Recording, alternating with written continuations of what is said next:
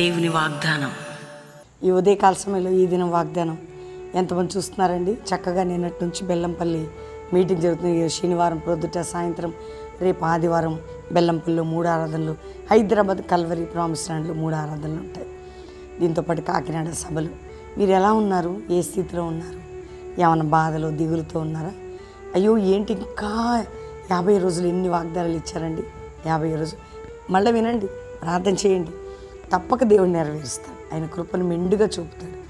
ఏ స్థితి మీకున్నా మీ స్థితిని మారుస్తాడు, మీ ఇంటిని చక్కబరుస్తాడు, మీ జీవితాలను కడతాడు, మీ దిగులు తొలగిస్తాడు, మీ బాధను తీసేస్తాడు, మీ కృంగుదల నుంచి విడిపిస్తాడు. మీరు ఏ స్థితిలో ఉన్న ఒకే ఒక్క మాట నేను చదువుతున్నాను. మార్కు సువార్త 8వ అధ్యాయం 7వ వచనం. ఆయన ఆశీర్వదించి వాటిని వడ్డించమని చెప్పాను.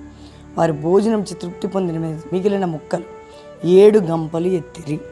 ఆయన ఆశీర్వదిస్తే అట్లుంటుంది. గుర్తుపెట్టుకో, నిన్నెవరు ఆశీర్వదించాలా? మనిషి కాదు కదా.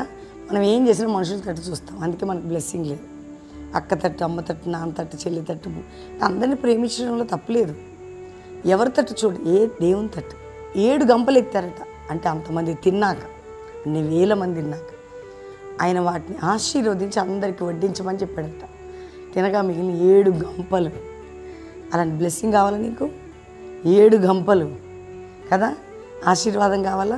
మరి ఆయన మాటకి లోబడితే చాలు. మనం ఆయనకి విధేయత చూపితే చాలు, నమ్మితే చాలు. నమ్మితే, నీవు నా మాట నమ్మితే 7 ఆశీర్వాదం పొందేదావు. నా మాట చొప్పున 7 ఆశీర్వాదం, 7 గంపలు. నమ్ముతున్నావు ఈరోజు? చెప్పు. 7 వాగ్దానాలు ఇచ్చారు. ఎంతమంది నమ్మారండి 50 రోజు? మళ్ళీ రిపీట్ చేయండి. మహామహుడు పాట వింటూ అది రిపీట్ చేయండి. ఖచ్చితంగా బ్లెస్ అవుతారు మీరు. అందుకనే నా మాట నమ్మితే 7 ఆశీర్వాదములు పొందేదవు. ఈరోజే దాని విశ్వాసంతో ప్రార్థన చేసుకో. నమ్ముతున్నాను ప్రభా, 7 నేను పొందుతానను. నా మాట చొప్పున, నా మాట నమ్ముతున్నావా?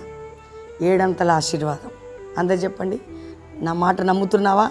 నీకు 7 ఆశీర్వాదం. ఈరోజు అమ్మ అదే టైటిల్. నేను కూడా నమ్ముతున్నాను, నాకు కూడా 7 ఆశీర్వాదం. మీరు కూడా నమ్మండి, మీకు కూడా 7 ఆశీర్వాదం. ప్రార్థన చేసుకోండి. తండ్రి, ఉదయకాలం ఎంతమంది బిడ్డలు ఈ వాగ్దానం విన్నారు?